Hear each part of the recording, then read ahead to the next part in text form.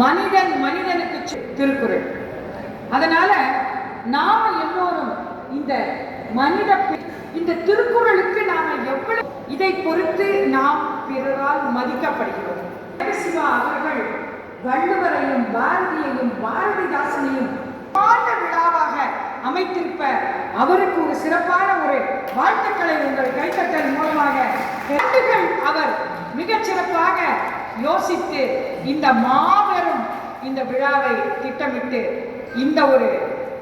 கல்யாண மண்டபம் ஆனால் ஒரு பிரம்மாண்டமாக ஒரு திரைப்படம் எடுக்கக்கூடிய அளவுக்கு இருக்கிற இந்த இடத்தில் இவ்வளவு பெரிய விழா பெரிதுவக்கும் தன் மகனை சான்றோன் என கேட்ட தாய் என்று சொன்ன